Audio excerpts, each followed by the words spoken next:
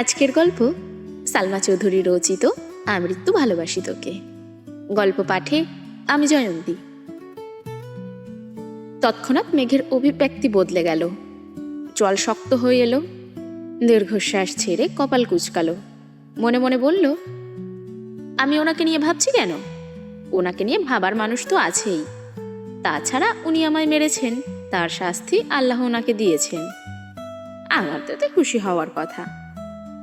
কথাগুলো ভেবে গাল ফুলালো। তারপর মায়ের মলিন মুখের পানে একবার তাকিয়ে আবারও মনে মনে বলা শুরু করলো, যেখানে আম্মু আব্বু আর ভাইয়া কোনো দিন আমার গায়ে হাত তোলেনি, সেখানে উনি আমার গায়ে হাত তুললেন কোন অধিকারে? তাও আবার আরেকজনের জন্য। উনি আমাকে পছন্দ করলেও মেনে নিতাম। উনি তো জান্নাত আপুকে ভালোবাসেন, তাহলে আমার উপর অধিকার দেখাতে আসেন কেন? কারো জীবনে অবাঞ্ছিতের ন্যায় পড়ে থাকার চেয়ে একাকী জীবন কাটানো অনেক ভালো। আমি আপনার জীবনে অবাঞ্ছিত হয়ে থাকতে চাই না। আজ থেকে আমার মনে হিটলারের কোনো অস্তিত্ব থাকবে না। একবার সুস্থ হয়ে শুধু আমার জীবনের সকল সিদ্ধান্ত আমি নেব। আমার ব্যাপারে কাউকে নাক গলাতে দেব না। হালিমা খান মেয়ের কপালে হাত রেখে ব্যস্ত হলেন জলপট্টি দেওয়ার জন্য। গত রাত থেকে নাওয়া খাওয়া এক করে মেয়ের যত্ন নিচ্ছেন। চোখে মুখে ক্লান্তির ছাপ স্পষ্ট। মেঘের মাথায় জলপট্টি দিতে দিতে মেঘের চুলে হাত দিলেন। দীর্ঘ চুলে জট লেগে অগোছালো হয়ে আছে। হালিমা খান কোমল কণ্ঠে মেয়েকে বললেন, তুই সুস্থ হলে তোকে নিয়ে পার্লারে যাব। মেঘ ছোট করে শুধালো, কেন? হালিমা খান শ্বাস ছেড়ে শীতল কণ্ঠে বললেন, তোর চুলগুলো কাটতে হবে। মেঘ আঁতকে উঠে বলল, না, চুল ছোট করবো না আমি। হালিমা খান মেয়ের মাথায় হাত বুলাতে বুলাতে ঠান্ডা স্বরে বুঝাচ্ছেন, তুই তো নিজের যত্নই নিতে পারিস না, চুলের যত্ন কিভাবে নিবি? তার থেকে ভালো এখন চুলগুলো কেটে দিলে ভর্তি পরীক্ষা দিতে দিতে দেখবি বড় হয়ে যাচ্ছে। মেঘ চুপচাপ মায়ের কথা শুনছে, কোনো প্রতিবাদ করল না। চোখ বন্ধ করেই শুয়ে আছে। এখনও জ্বর 100 ডিগ্রিতেই আছে। ঔষধ খাওয়ানো হচ্ছে, তারপরও কমছে না। প্রয়োজন ছাড়া কারো সাথে কথা বলে না। সারাক্ষণ চোখ বন্ধ করেই শুয়ে থাকে, আর না হয় ঘুমায়। তানভীর বিকেলে বের হয়ে এমপির সম্মেলনে গেল। সেখানে প্রোগ্রাম শেষ করে তারা কয়েকজন মিলে এলাকায় বেরিয়েছে ভোট চাওয়ার জন্য। এক গলিতে কয়েকটা বাসায় ভোট চাওয়ার পর আচমকা তানভীরের নজর পড়ে মেইন রোডে। সাথে কয়েকজনকে দায়িত্ব দিয়ে তানভীর দৌড়ে বেরিয়ে এসেছে গলি থেকে। মেইন রোডে এসে গলা উঁচিয়ে ডাকল, এই মেয়ে, দাঁড়াও। বন্যা সহসা পিছনে ঘুরল। তানভীরকে দেখে বিস্মিত হয়ে বলল, ভাইয়া আপনি? তানভীর কয়েক কদম এগিয়ে বন্যার মুখোমুখি হয়ে গম্ভীর কণ্ঠে প্রশ্ন করল, আমি তোমার কোন জন্মের ভাই? তানভীরের গোমরামুখ কথায় বন্যা কিছুটা ভ্যাবাচাকা খেল। উদ্বিগ্ন কণ্ঠে বলল, না মানে আপনি মেঘের ভাইয়া, তাই। তানভীর এবার কিছুটা কড়া স্বরে বলল, আমাকে ভাইয়া ডাকার অধিকার শুধু মেঘের। তোমার ইচ্ছে হলে তানভীর ভাই বলতে পারো, কিন্তু মায়ের পেটের ভাইয়ের মতো ভাইয়া ভাইয়া বলে ডাকবে না। বন্যা আস্তে আস্তে বিড়বিড় করল, মেঘের ভাইগুলো এমন কাঠখোট্টা কেন? এতদিন শুধু মেঘের মুখে শুনতাম, এখন দেখি সত্যি সত্যি। তানভীর ছোট করে শুধালো, কোথায় যাওয়া হচ্ছিল? বন্যা তটস্থ হয়ে বলল, ফুচকা খেতে। বন্যা পুনরায় স্বাভাবিক কণ্ঠে প্রশ্ন করল, আপনি এখানে কেন প্রশ্ন শেষ করার আগেই চোখ পড়ল তানভীরের দিকে। তানভীর তীক্ষ্ণ দৃষ্টিতে চেয়ে আছে। বন্যা ঢুক গেলে ছোট করে বলল, সরি তানভীর ভাই। তানভীর মুচকি হেসে উত্তর দিল, সামনে নির্বাচন, তাই ভোট চাইতে এসেছিলাম। বন্যা নিরুদ্বেগ কণ্ঠে বলল, ও। তানভীর কপাল কুঁচকে বলল, এভাবে রিয়াক্ট করলা কেন? আমাদের এমপিকে কি পছন্দ না? ভোট দিবা না? বন্যা আতঙ্কিত হয়ে তাকালো তানভীরের দিকে। ডানে বামে মাথা নাড়িয়ে বলল, না না না, তেমন কোনো বিষয় না। তাছাড়া আমি তো ভোটারই হইনি। তানভীর বিরক্তি নিয়ে বলল, তাতে কি হয়েছে? তোমার আব্বু আম্মু বড় বোন তো আছে, তারা তো ভোটার। যেভাবে রিয়াকশন দিচ্ছ মনে হচ্ছে গোষ্ঠীর কাউকে ভোট দিতে দিবা না। বন্যা মুখ ফুলিয়ে শ্বাস ছেড়ে আস্তে করে বলল, আপনাদের এমপিকেই ভোট দিতে বলবো। তানভীর মোলায়েম কণ্ঠে বলল, ঠিক আছে, এখন বাসায় যাও, কিছুক্ষণের মধ্যেই তোমাদের বাসায় আসছি। সবাইকে হালকা নাস্তা দিও। বন্যা চোখ গোল গোল করে চাইল, তারপর ছোট্ট করে বলল, আমি ফুচকা খেতে যাচ্ছিলাম। তানভীর কণ্ঠ ভারী করে বলল, একদিন ফুচকা না খেলে কি মরে যাবে? বন্যা নির্বাক চোখে চেয়ে রইল। তানভীর গলা খাকারি দিয়ে পুনরায় বলে উঠল, ভেবো না তোমায় জোর করছি। সত্যি বলতে সম্মেলন থেকে সরাসরি এদিকে চলে এসেছি। ওরা সকালের পর থেকে এখনো কিছু খায়নি। তোমাদের এদিকে নাস্তা খাওয়ার মতো কোনো দোকান বা ভালো কোনো রেস্টুরেন্ট কিছুই নেই। কাজ না শেষ করে যাওয়াও সম্ভব না। আবার সন্ধ্যার আগে কাজ শেষ করতে হবে। তুমি বনুর বেস্ট ফ্রেন্ড, সেই সুবাদে তোমাকে বলছি, আমাকে না খাওয়ালেও চলবে। ওদের জন্য একটু চা বিস্কিট আর একটু হালকা নাস্তার ব্যবস্থা করে দিলে খুব ভালো হতো। বন্যা স্বাভাবিক কণ্ঠে বলল, জি অবশ্যই, আমি বাসায় গিয়ে ব্যবস্থা করছি। আপনি সবাইকে নিয়ে বাসায় আসবেন প্লিজ। বন্যা পুনরায় প্রশ্ন করল, বাসা চিনেন? তানভীর উপর নিচ মাথা নাড়ালো। বন্যা আর কথা না বাড়িয়ে চুপচাপ বাসার দিকে হাঁটা দিল। বন্যাদের মধ্যবিত্ত পরিবার, বাবা সরকারি কর্মকর্তা, বন্যারা 2 বোন 1 ভাই। বন্যার বড় বোনের স্নাতক শেষ, এখন চাকরির জন্য পড়াশোনা করছে আর বিভিন্ন চাকরির পরীক্ষা দিচ্ছে। বন্যা ছোট মেয়ে। তাছাড়া বন্যার একটা ছোট ভাইও আছে, এখন ক্লাস 8-এ পড়ে, নাম হৃদ।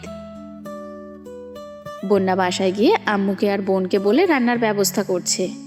কিছুক্ষণ সময়ের মধ্যেই নুডলস, পকোড়া, ফিরনি সাথে চা বিস্কিট রেডি করে ফেলেছে। কিছুক্ষণ পর হাজির হলো সকলে। এলাকার সবার বাড়িতে বলে শেষের দিকে গিয়েছে বন্যাদের বাড়ি। কলিং বেল চাপতেই কিছুক্ষণের মধ্যে বন্যা এসে দরজা খুলে দিল। তানভীর 2টো শপিং ব্যাগ এগিয়ে দিল বন্যার দিকে।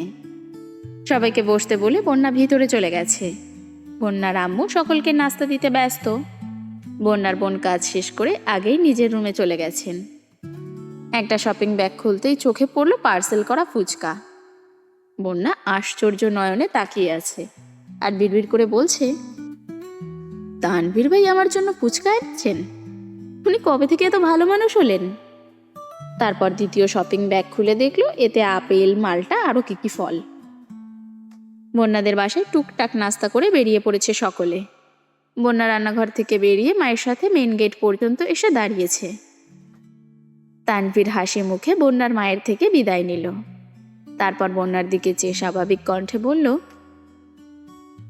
তোমার বান্ধবী অসুস্থ, খোঁজ নিও ওর, আসছি। তারপর চুপচাপ বেরিয়ে চলে গেল তানভীর। তানভীর যাওয়ার পরপরই বন্যা রুমে এসে মেঘকে কল দিল। টানা 2 বার কল বেজে শেষ হয়েছে। তৃতীয়বার রিসিভ হলো। বন্যা চিন্তিত স্বরে শুধালো, তুই নাকি অসুস্থ? কি হয়েছে তোর?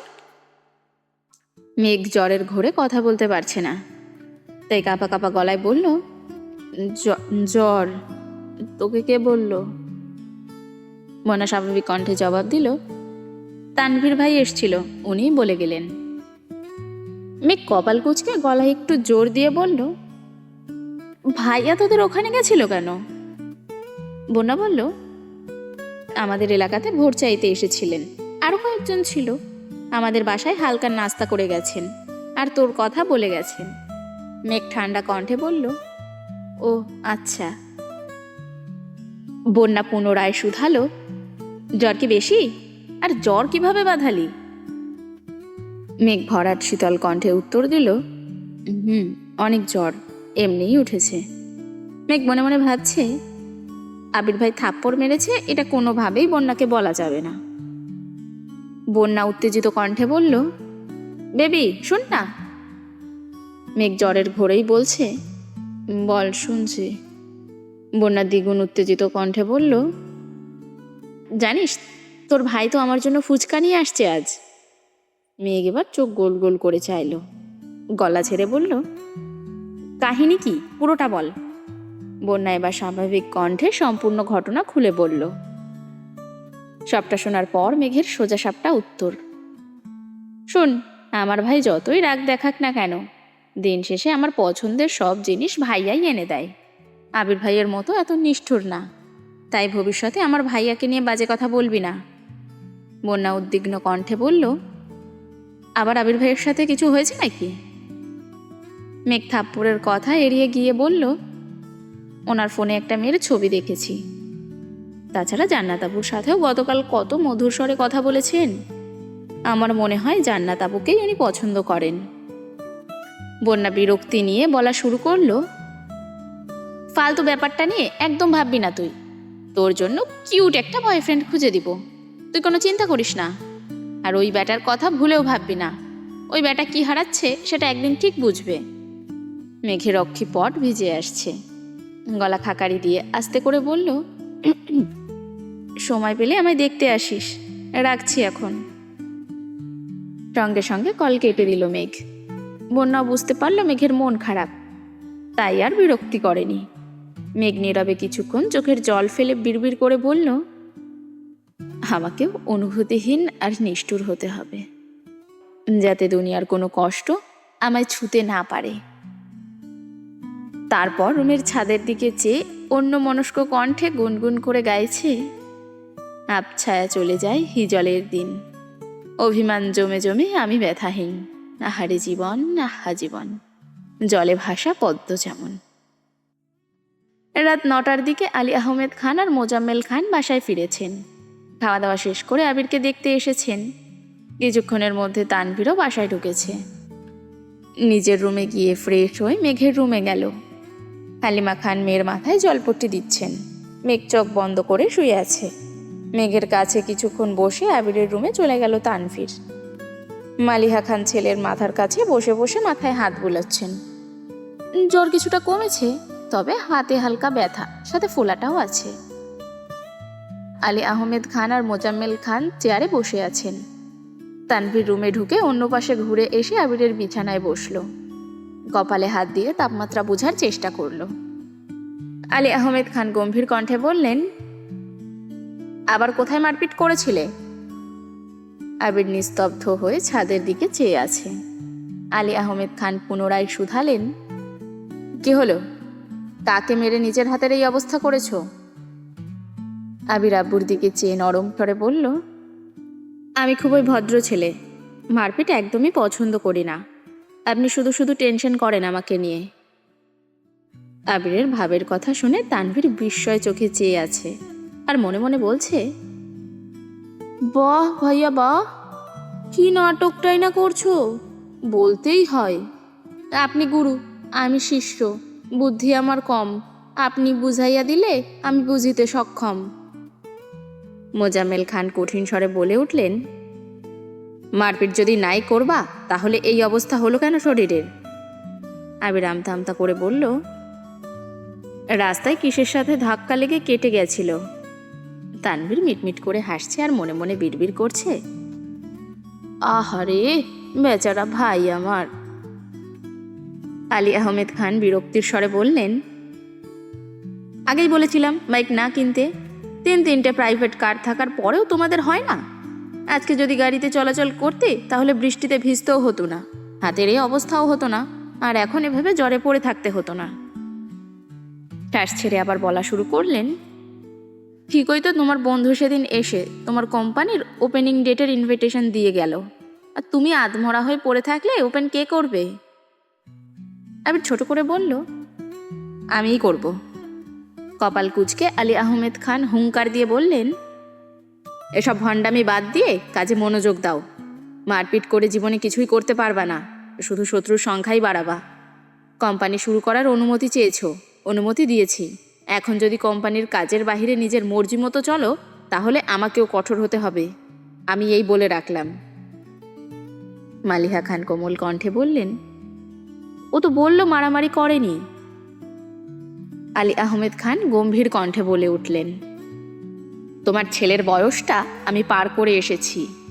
কোন কারণে কি হতে পারে সে সম্পর্কে আমার সম্পূর্ণ ধারণা আছে। একটা সময় রাজনীতি আমিও করেছি, রাজনীতির জন্য কত কত জায়গায় আমিও মারপিট করেছি। কি লাভ হয়েছে তাতে? দিন শেষে সব ছেড়ে ব্যবসা শুরু করতে হয়েছে। তোমার ছেলেকে সময় থাকতে বুঝাও এসব, ঝামেলাতে না জড়িয়ে কাজে মন দিতে। আলী আহমেদ খানের কথা শুনে আবির, তানভীর আর মালিহা খান তিনজনই বিস্ময়কর দৃষ্টিতে তাকিয়ে রইল। কিছুক্ষণ পর মালিহা খান নরম স্বরে বলে উঠলেন, আপনার রক্তই তো পেয়েছে। বড় আম্মুর কথা শুনে তানভীর ফিক করে হেসে উঠল। আলী আহমেদ খান বিরক্ত হয়ে বললেন, তোমার ছেলেকে লাই দিয়ে মাথায় তুলছো, তুলো তুলো, আমার সমস্যা নেই, একদিন শুধু আমার কানে ওর মারপিটের খবর আসুক। কথা না শেষ করেই রাগে ফুঁসতে ফুঁসতে চলে গেলেন আলী আহমেদ খান। তানভীর নিঃশব্দে হেসেই চলছে। মোজাম্মেল খান কঠিন স্বরে বলে উঠলেন, এত হেসে লাভ নেই, রাজনীতি করার অনুমতি পেয়েছো বলে যা তা করে বেড়াবে তা কিন্তু সহ্য করব না আমরা। তোমাদের দু ভাইকেই সাবধান করে দিচ্ছি, এই বাড়িতে থাকতে গেলে বাধ্য ছেলের মতোই থাকতে হবে। মোজাম্মেল খানও বেরিয়ে গেলেন। মালিহা খান ছেলের মাথায় হাত বুলাতে বুলাতে বললেন, তুই এত বছর বাইরে ছিলি, এখানে কার সাথে ঝামেলা করিস? আবির কপাল কুঁচকে তাকালো মায়ের দিকে, কণ্ঠ ভারী করে বলল, আম্মু তুমি অন্তত এসব কথা বলো না, আমি মারপিট করিনি, এমনিই কেটে গেছে, এত চিন্তা করো না তো। আবির শ্বাস ছেড়ে আবার বলল, বিশ্বাস না করলে তোমার সামনে তানভীরকে জিজ্ঞেস করছি। কিরে তানভীর, আমি কি মারপিট করি? আবিরের এরকম প্রশ্নে ভ্যাবাচাকা খেল তানভীর। কিছুটা নড়ে চড়ে হাসি চেপে বলল, না, একদমই না, ভাইয়ার মতো নিষ্পাপ একটা শিশু কি মারপিট করতে পারে? বড় আম্মু তুমি শুধু শুধু চিন্তা করছো। মালিহা খান কিছু বলার আগেই আবির বলে উঠল, আম্মু তুমি এখন আব্বুর কাছে যাও, রাগে ফুঁসতেছে মনে হয়, তুমি ওনাকে সামলাও গিয়ে, আমি ঠিক আছি, সমস্যা হলে কল দিবনে। মালিহা খানও ছেলের কথা মতো বেরিয়ে মেঘকে দেখে নিচে চলে গেলেন।